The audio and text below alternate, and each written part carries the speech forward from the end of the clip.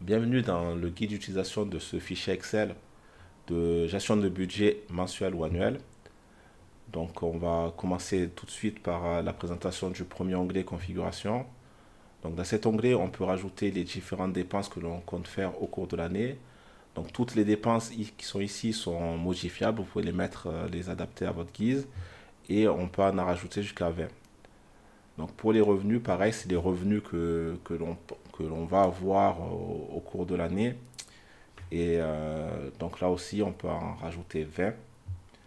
Pour les épargnes, même principe, que ce soit assurance vie, PEA, les actions, on peut ajouter 20 types d'épargne différents qu'on peut stocker ici.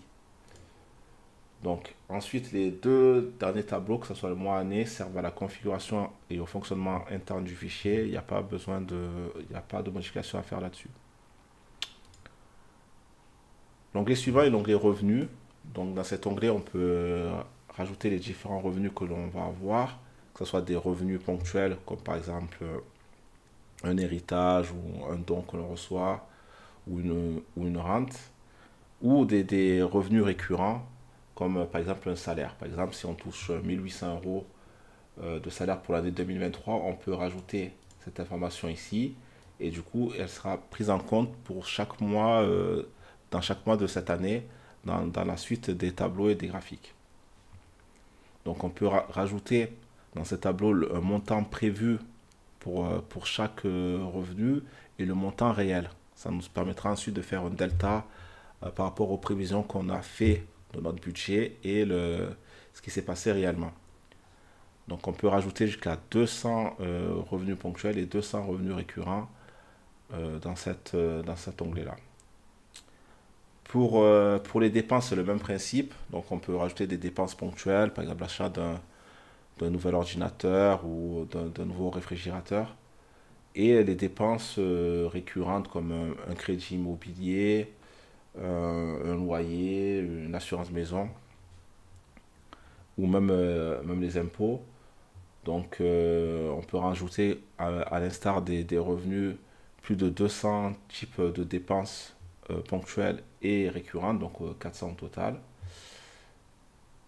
Et une fois renseignées, elles seront prises en compte dans les différents calculs.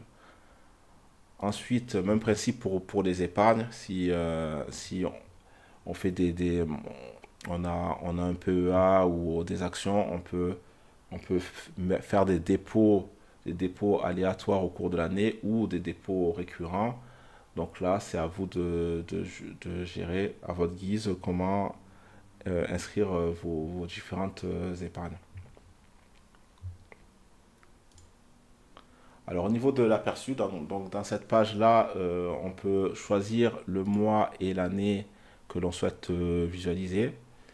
Mais après, tout le reste de cet onglet est calculé automatiquement. Donc vous n'avez qu'à vous préoccuper du mois et de l'année que vous voulez vérifier.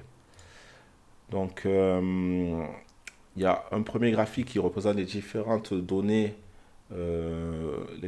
qu'on a enregistrées sous forme d'histogramme. Donc les revenus, l'épargne et les dépenses et calculer automatiquement une nouvelle donnée qui est le restant à vivre pour chaque mois. Donc ces mêmes données est représentées d'une autre manière, enfin, avec un graphique de type camembert sur ce graphique, le deuxième graphique.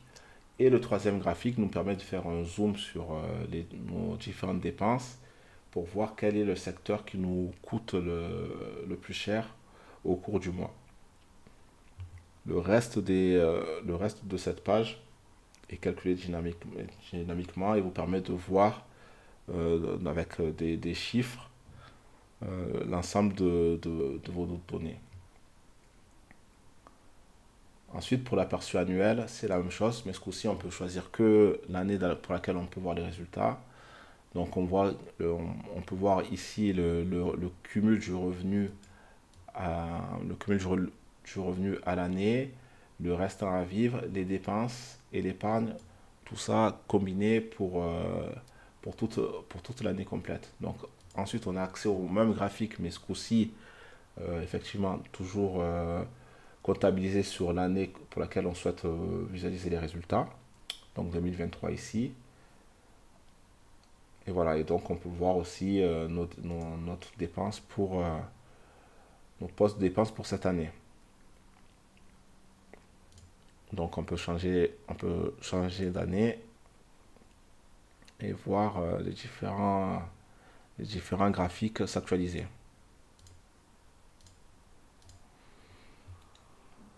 Voilà pour cette présentation donc, de ce fichier de gestion de budget euh, disponible pour Google Sheet et Microsoft Excel.